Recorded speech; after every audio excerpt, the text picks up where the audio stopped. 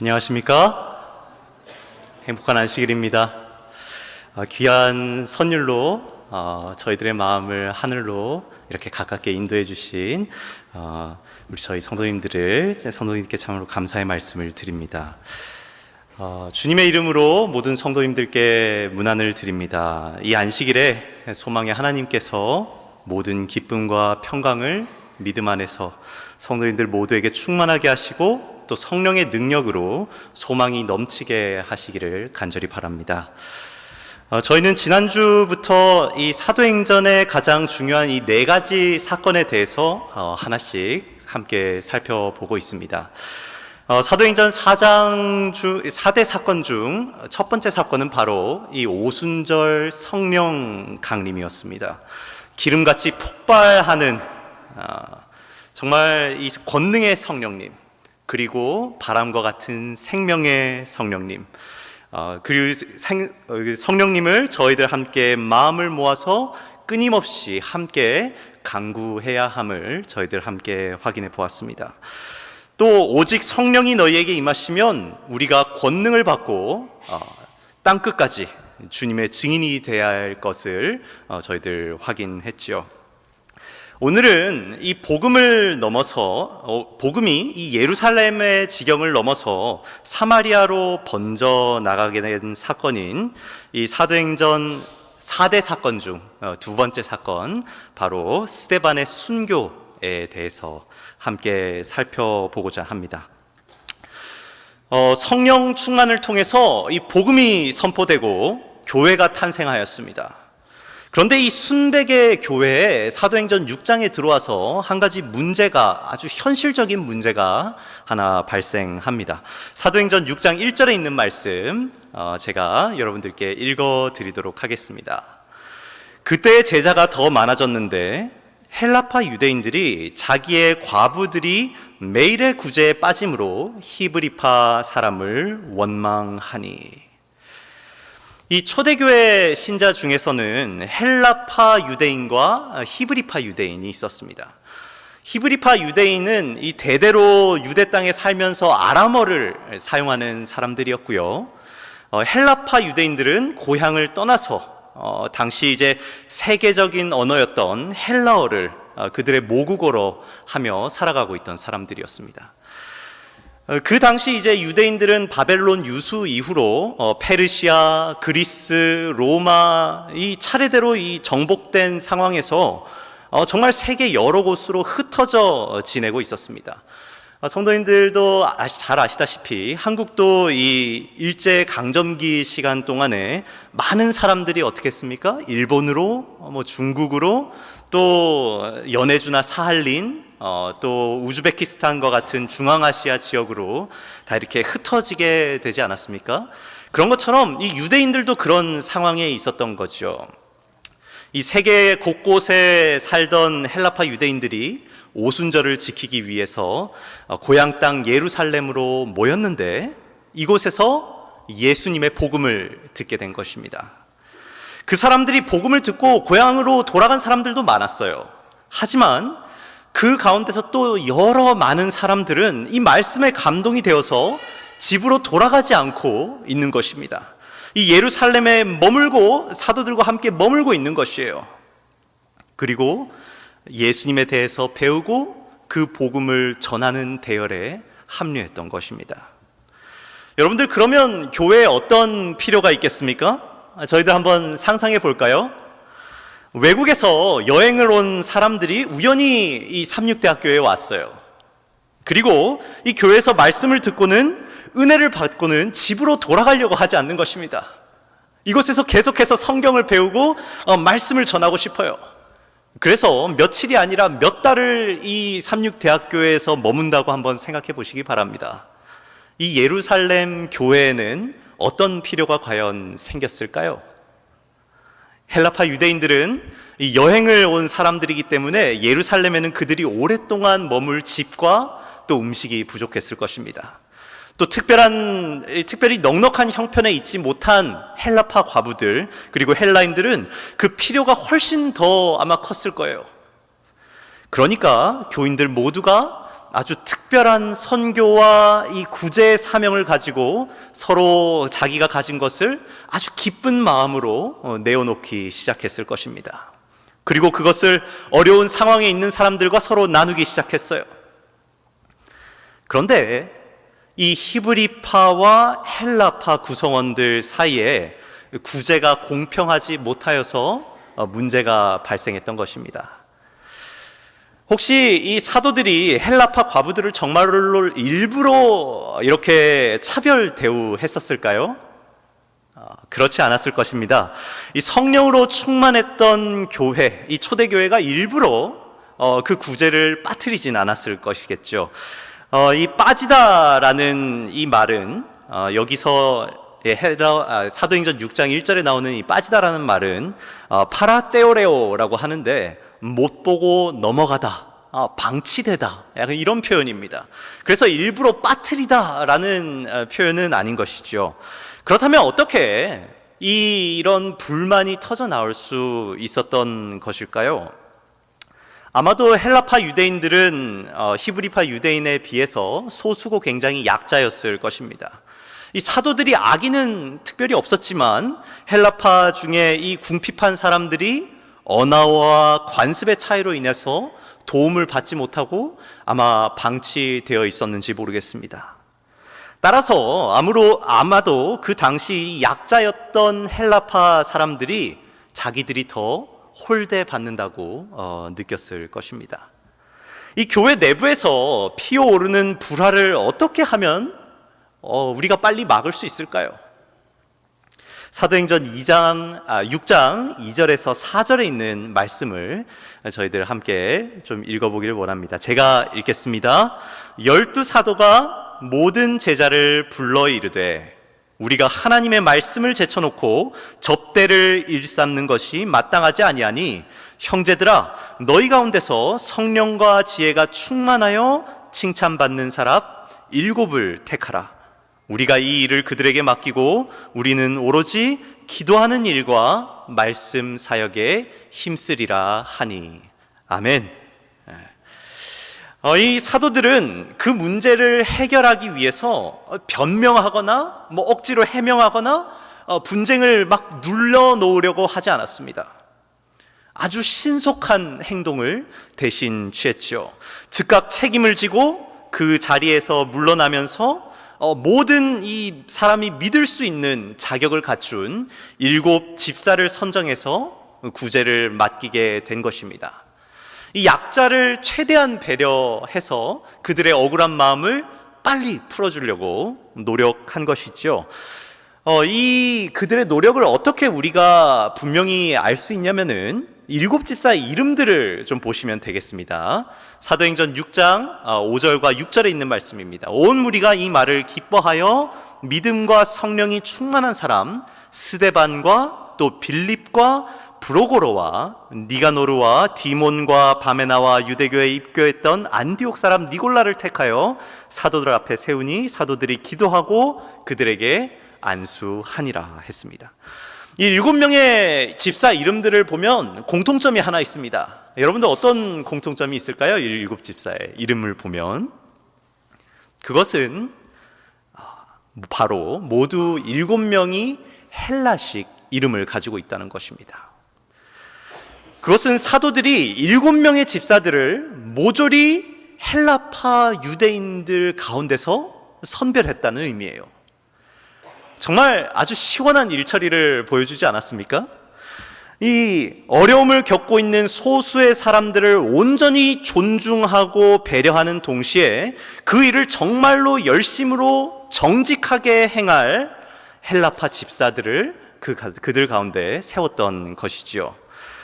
그래서 우리가 참 이 초대교회의 모습 속에서 많은 점들을 저희들 배울 수 있는 것 같습니다. 이렇게 오늘 말씀의 주인공인 스데반이 등장하게 됩니다. 이 스데반은 7 집사 가운데서 가장 처음 등장하는 사람이면서 초대교회의 첫 번째 순교자가 되지요. 이 스데반이라고 하는 이름의 뜻은 면류관이라고 하는 뜻을 가지고 있습니다. 그는 세상의 면류관을 거절하고 순교의 면류관을 선택한 사람이라고 할 수 있겠죠. 이 스데반은 어떤 사람이었는가? 이 사도행전의 묘사를 저희들 한번 살펴보도록 하겠습니다. 첫 번째로 성령과 지혜가 충만하여 칭찬받는 사람이었고요. 그리고 또 두 번째로 은혜와 권능이 충만한 사람이었습니다. 그리고 또 세 번째로 지혜와 성령으로 말하는 사람이었죠. 7 집사 중에서도 이 스데반은 정말 샛별과 같이, 등대와 같이 반짝반짝 빛나는 사람이었습니다. 그래서 이 랍비들과 서기관들은 그런 스데반의 목소리를 침묵시키기 위해서 처음에 공개 토론을 시작했죠. 하지만 그런 스데반의 이 지혜와 성령의 충만하심을 당해낼 수가 없었습니다. 제사장들과 관원은 스데반을 이길 수 없음을 깨닫고는 그를 죽이기로 결심하지요. 그리고 이 목적을 위해서 여러 거짓 증인들이 동원되게 됩니다. 그를 죽이기 위해서 이 산헤드린 회의가 소집이 되는데요. 성도님들 혹시 소송에 휘말려 보신 적 있으십니까? 아마도 정말 큰 스트레스를 그 가운데 받으실 것입니다. 특별히 지금 이 스데반이 휘말린 소송은 무엇이냐? 나를 죽이고 나를 매장하기 위해서 거짓 증인들이 나를 모함하는 그런 재판을 지금 스데반은 치르고 있는 것이죠. 너무도 정말 괴롭고 힘들지 않겠습니까? 그런 가장 어렵고 힘든 상황에서 스데반이 자기의 이 유대인 형제들을 향해서 마지막 최후 변론 그리고 그 마지막 설교를 하는 것입니다. 과연 어떤 설교를 스데반은 했을까요? 그리고 그의 마지막 순간은 과연 어떤 모습이었을까요? 오늘은 바로 이 스데반의 마지막 설교문과 그의 순교의 현장을 함께 묵상해 보도록 하려고 합니다. 사도행전 7장에는 이 스데반이 산헤드린에서 유대인 형제들에게 마지막으로 간절히 호소하는 설교문이 나옵니다. 그 설교문을 제가 여러분들께 아주 요약해서 좀 전달을 드리겠습니다.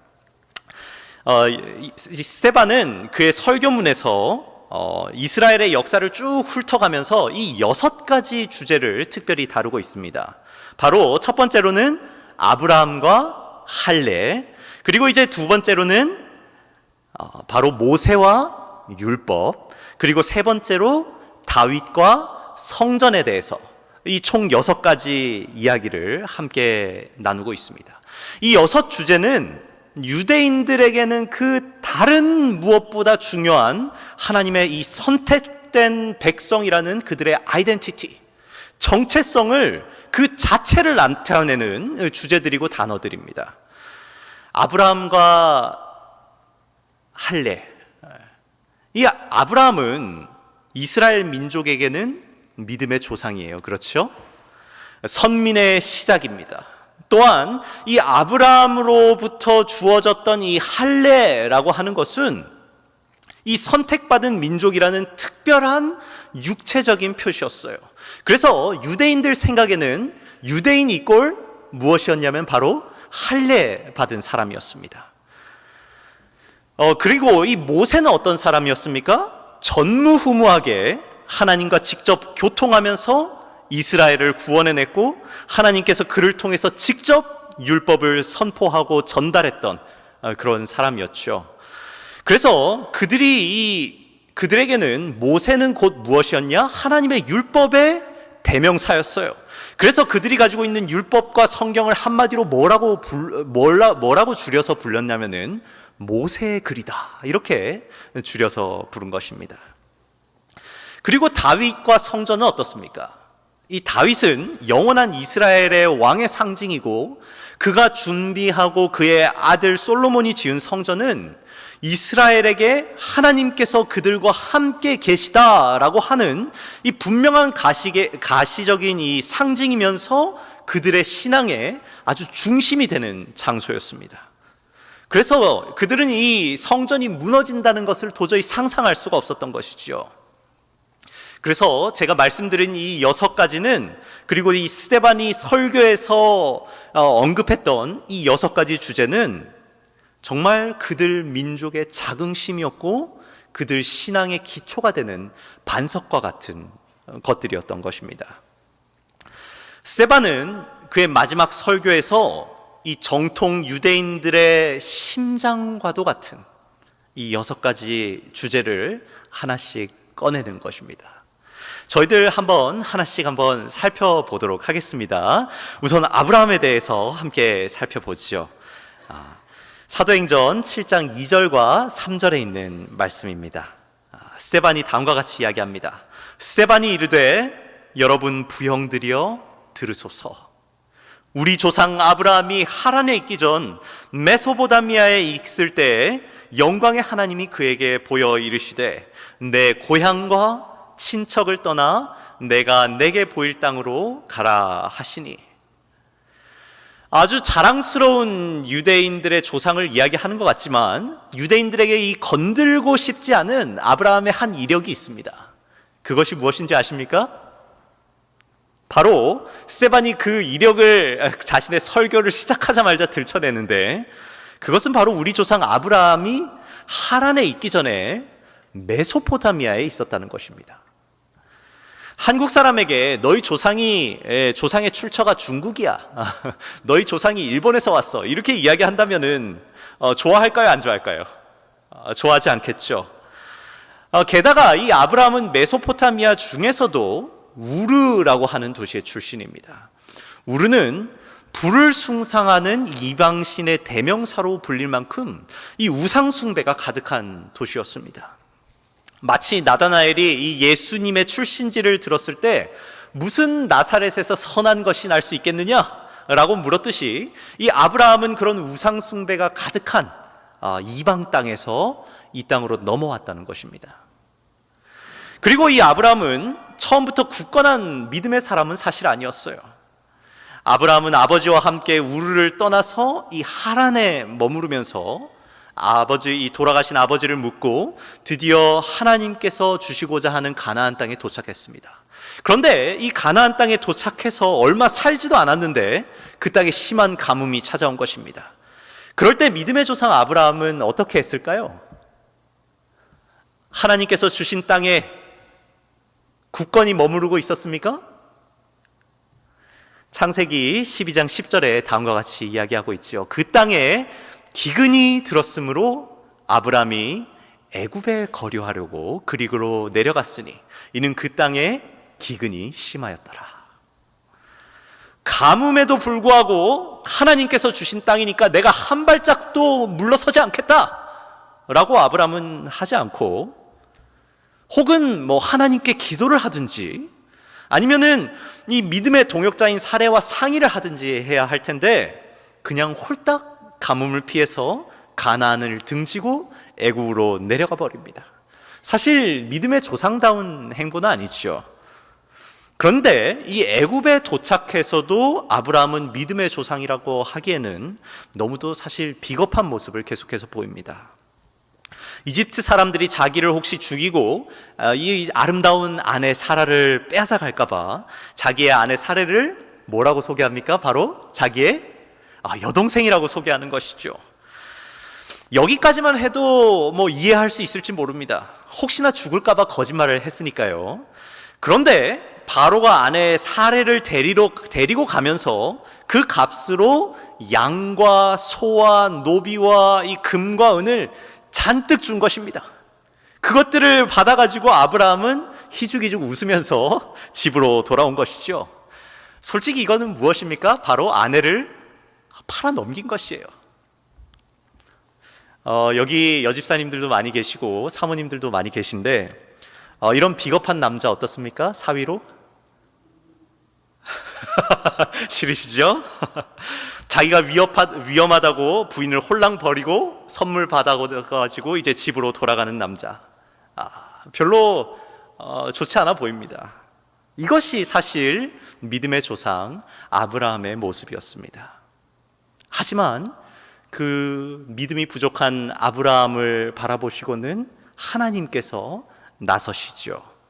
하나님께서 바로의 집에 재앙을 내리셔서 이 사레가 아브라함의 아내란 것을 가르쳐 주십니다. 그렇게 하나님께서 이 믿음 없는 아브라함의 인생 속에 개입하셔서 계속해서 이 신실한 하나님께서 그의 인생을 설득하고 계신 것이죠. 그래서 이 11장에 아브라함이 등장해서 창세기 12장, 13장이 지나도록 계속해서 이 아브라함은 믿음의 눈을 제대로 뜨지 못하고 있어요. 그러던 아브라함이 드디어 15장에 들어와서 하나님께서 이 별과 같은 자손을 이스라엘에게 이 약속해 주실 때 다음과 같은 표현이 아브라함에게 처음으로 사용됩니다. 바로 무엇이냐면은 창세기 15장 6절에 나오는데요. 아브라함이 여호와를 어떻게 했다고요? 어떻게 했어요? 믿으니 여호와께서 이를 그의 의로 여기셨다라는 말씀이 나오는 것입니다. 이 아브라함은 계속해서 넘어졌다 일어섰다를 반복합니다. 드디어 그 안에서 이 신실하신 하나님을 계속해서 경험하니까 마음 가운데서 하나 조그만한 믿음이 싹이 텄던 것이죠. 이것이 과연 이 아브라함이 믿었다라고 하는 것이 과연 이 아브라함의 공로입니까? 결코 이 믿음에는 아브라함의 공로가 들어갔지 않은 거예요. 하나님의 포기하지 않는 사랑에 결국은 이 아브라함이 순복하고 그 사랑을 받아들인 것을 보고 성경은 무엇이라고 표현했느냐? 아브라함이 여호와를 믿었다라고 표현하는 것입니다. 여러분들, 우리 모두의 신앙도 마찬가지 아니겠습니까? 우리의 뛰어난 믿음 때문에 우리가 우리의 이 구원의 길 위에 서 있는 것입니까? 아니죠. 그런 의미에서 이 하나님의 집요하고 끊임없는 사랑과 은혜를 가장 잘 설명할 수 있는 사람이 누구냐? 그 사람이 바로 아브라함인 거예요. 그렇기 때문에 이 아브라함은 믿음이 좋아서 믿음의 조상이라기보다는 믿음이 얼마나 하나님의 전적인 은혜이며 그리고 하나님의 사랑인가를 가장 잘 설명할 수 있는 사람이기 때문에 그가 믿음의 조상이 된 것입니다. 스데반은 또 이어서 이 아브라함이 받았던 할례에 대해서 언급하고 있습니다. 그리고 그의 설교 마지막에도 다시 한번 이 할례에 대해서 언급하고 있는데요. 바로 이 사도행전 7장 8절과 51절에 나오는 말씀입니다. 제가 읽어드리겠습니다. 할례의 언약을 아브라함에게 주셨더니 그가 이삭을 낳아 여드레 만에 할례를 행하고 이삭이 야곱을, 야곱이 우리 12조상을 낳으니라. 또 51절입니다. 목이 곧고 마음과 귀의 할례를 받지 못한 사람들아, 너희도 너희 조상과 같이 성령을 거스르는도다. 스데반은 왜 할례에 대해서 굳이 그의 이 설교, 마지막 설교에서 이야기를 했을까요? 아브라함이 이 가나안 땅에 들어오고 나서 이 한밤중에 고민을 하고 있었습니다. 그때 하나님께서 다가오셔서 물어보시죠. 아브라함아, 너 자손 때문에 걱정하고 있지? 하늘을 봐라. 너의 자손이 별과 같이 될 것이다. 바다의 모래같이 될 것이다. 아브라함이 그 약속을 믿었어요. 그리고 하나님께서 그것을 의로 여기셨습니다. 그런데 굉장히 아이러니하게도 10년이 지나도록 소식이 없어요. 하나님의 약속은 분명한데 10년이 지나도록 아들 소식이 없는 것입니다. 하루는 아내 사레가 아브라함을 부릅니다. 여보, 우리 집안에 대가 끊기겠소. 우리가 하나님 좀 도와드리자는 차원에서 내가 눈 딱 감고 있을 테니까 내가 이집트에서 데려온 여종 하갈 있죠? 거기로 들어가서 우선 자손을 좀 낳읍시다. 이렇게 이야기하는 거예요. 그때 아브라함이 몇 살이었냐면 86세였습니다. 그래서 이 하갈을 통해서 한 아들이 탄생하는데 그게 누굽니까? 이스마엘이죠.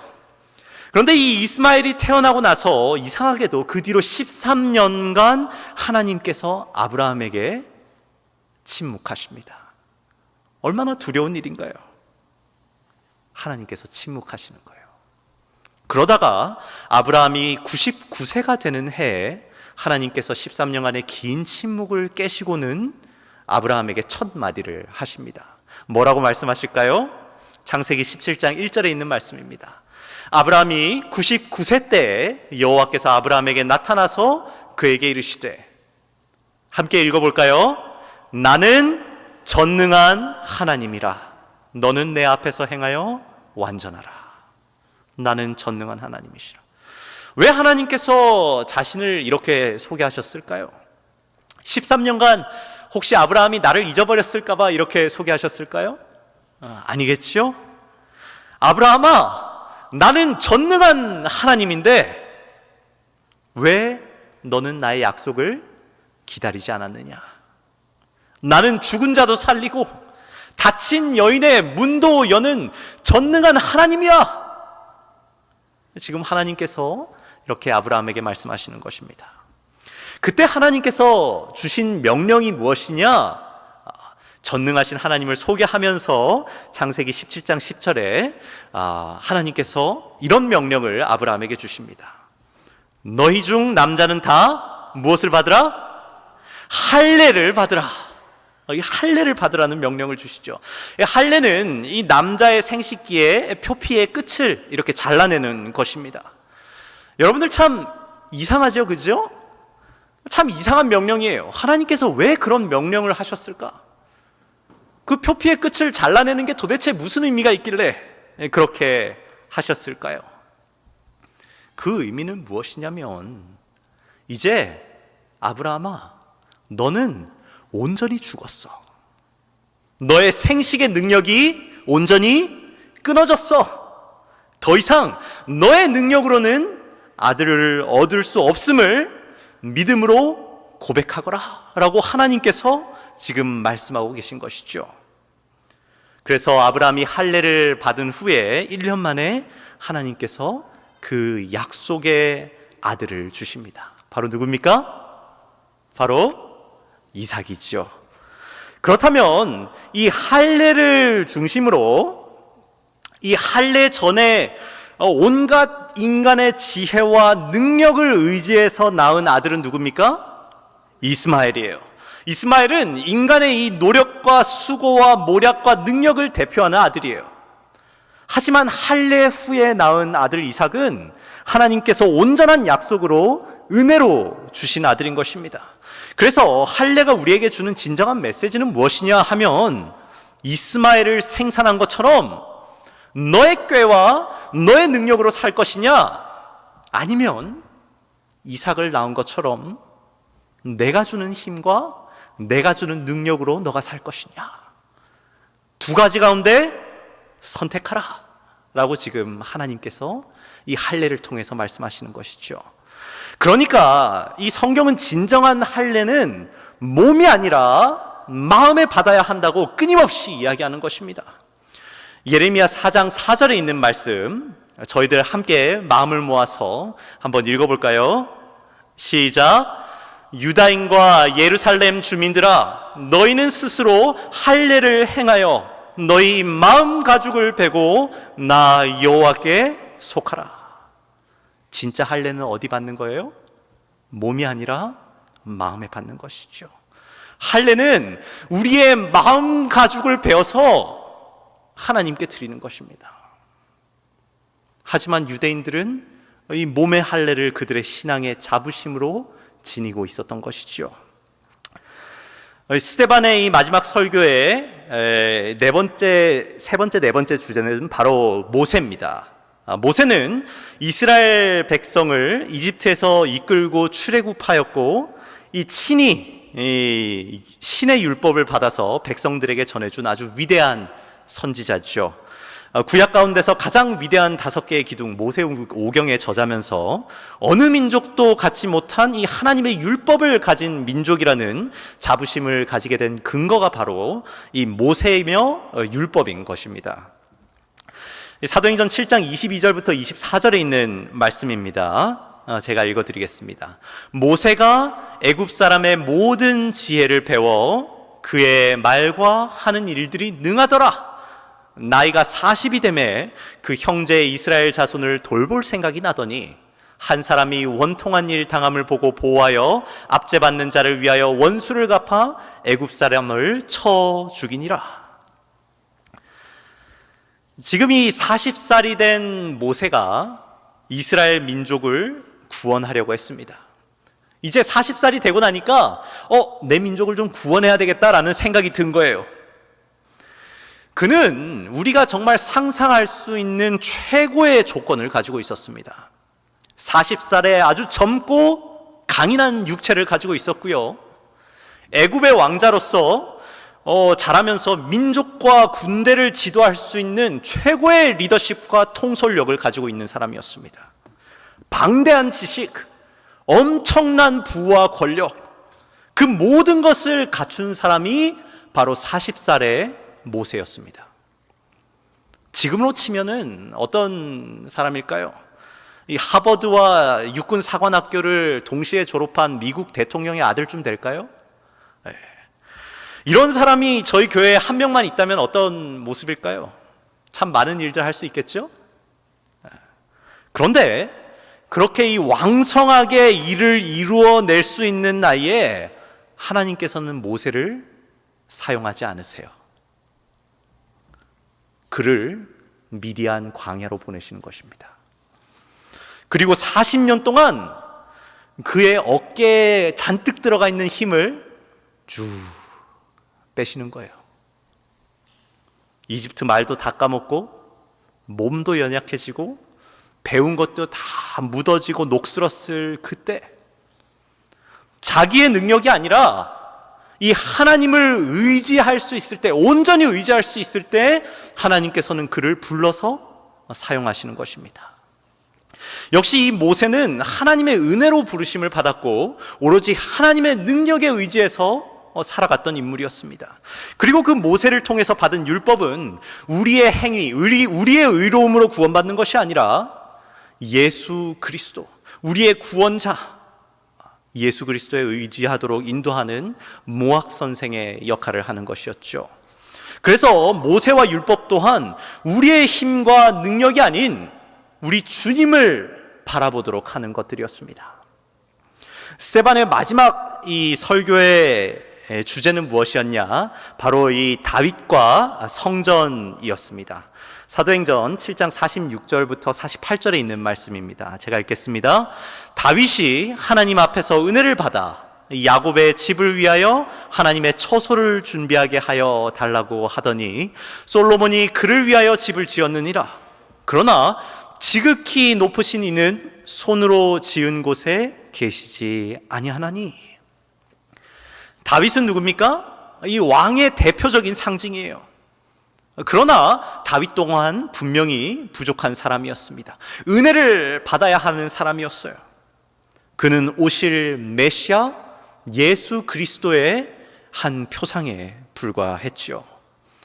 결국 그는 온전한 성소를 세우지 못하고 아들 솔로몬을 통해서 성소를 건축하게 됩니다. 그 성전은 어떤 장소였습니까? 유대인들에게는 이 하나님 임재의 아주 가시적인 증거라고 했죠.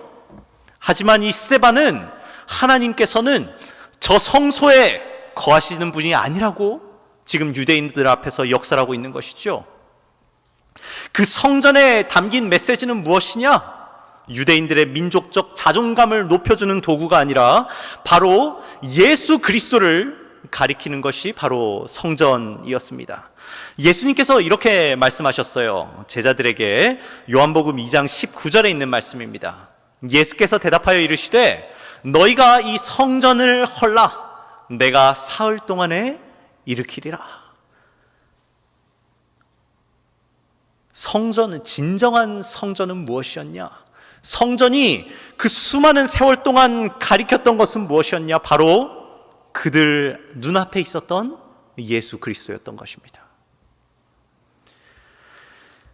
이 스데반의 설교를 다시 한번 정리하자면 그의 마지막 설교에서 유대인들은 아브라함과 할례, 모세와 율법, 다윗과 성전을 자기들의 믿음과 의의 자랑과 근거로 삼고 있었다는데 스데반은 문제를 제기하고 있는 것입니다. 이 모든 아브라함과 할례, 모세와 율법, 다윗과 성전을 통해서 진짜로 주목받아야 하실 분이 누구신가? 바로 하나님의 독생자, 우리의 구세주, 우리를 은혜로 구원하신 예수 그리스도를 지금 스데반은 전하고 있는 것입니다. 내 사랑하는 유대인 형제들이여, 우리의 신앙이 어디 있습니까? 어디 위에 우리의 신앙이 서 있습니까? 아브라함이나 할례가 중심이 아닙니다. 모세와 율법이 중심이 아닙니다. 다윗과 성전이 중심이 아닙니다. 그 모든 것들은 우리의 죄인됨과 희망 없음을 고발하면서 동시에 하나님의 아들 예수 그리스도, 우리의 유일한 희망이신 그분을 바라보게 하는 것입니다. 그분을 보십시오. 하지만 여러분들이 그 메시아를 죽였습니다. 이렇게 스데반은 설교하고 있는 것이죠. 그때 이 말을 들었던 유대인들은 도저히 견딜 수가 없었습니다. 그때의 장면을 사도행적에서는 다음과 같이 묘사하고 있습니다. 너무 아름다운 묘사이기 때문에 제가 좀 읽어드리겠습니다. 그들은 인간이라기보다는 야수처럼 행동하며 이를 갈면서 스데반에게 달려들었다. 주위의 잔인한 얼굴들을 보고서 그 죄수는 자기의 운명을 알았으나 요동하지 않았다. 죽음의 공포는 사라졌다. 그는 분노한 제사장들이나 흥분한 폭도들을 두려워하지 않았다. 그의 앞에 있는 광경이 시야에서 사라졌다. 그의 앞에 하늘의 문이 조금 열렸으며 안을 들여다보았을 때 그는 하나님의 궁전의 영광과 그리고 마치 당신의 종을 붙드시고자 방금 그의 보좌에서 일어나서 계신 듯한 그리스도를 보았다. 스데반은 승리의 음성으로 보라, 하늘이 열리고 인자가 하나님 우편에 서신 것을 보노라고 부르짖었다. 이 스데반의 마지막 보라라고 하는 외침이 누구를 보라는 것입니까? 바로 예수님을 보라는 것입니다. 스데반이 죽음 앞에서 천사 같은 얼굴로 자기를 죽이려는 사람들을 위해서 기도하면서 승리할 수 있었던 비결은 무엇일까요? 성경은 스데반이 그렇게 할 수 있었던 이유에 대해서 단 하나의 사실만 말해주고 있습니다. 스데반은 그 절망과 억울한 순간에 땅을 보지 않고 하늘을 바라보았어요. 스데반은 증오에 차 있는 그 사람들을 바라보지 않았습니다. 그 머리에 떨어질 그 돌멩이들을 보지 않았어요. 그가 피를 쏟고 쓰러질 땅을 바라보지도 않았습니다. 그는 그 순간 믿음의 눈으로 하늘에 계신 예수 그리스도를 바라보았어요. 그렇게 스데반은 돌로 침을 당해서 순교를 당합니다. 그리고 그 박해를 통해서, 그 피를 통해서 예루살렘에 모여있던 사람들은 예루살렘 밖으로 흩어지게 되죠. 그리고 그들과 함께 복음도 예루살렘의 지경을 넘어서 땅 끝까지 복음이 전파되어 나갑니다. 오늘 제가 성도님들께 마지막으로 이 질문을 여쭤보고 싶습니다. 우리의 신앙, 우리의 믿음은 어디 위에 서 있습니까? 우리는 무엇을 바라보며 신앙하고 있습니까? 할례와 같은 어떤 표시입니까? 율법과 내 의로움입니까? 아름다운 성전입니까? 아니면 아브라함과 모세와 다윗과 같은 어떤 훌륭한 인물입니까? 그렇지 않다면 우리 구주이신 예수 그리스도십니까? 스데반의 마지막 말이지요. 보라, 하늘이 열리고 인자가 하나님 우편에 서신 것을 보노라. 이스데반의 마지막 외침처럼 정말 하늘의 인자 되신 예수 그리스도를 보라는 외침에 우리 모두가 아멘 하면서 화답하게 되기를 간절히 바랍니다. 다 같이 일어나셔서 찬미가 205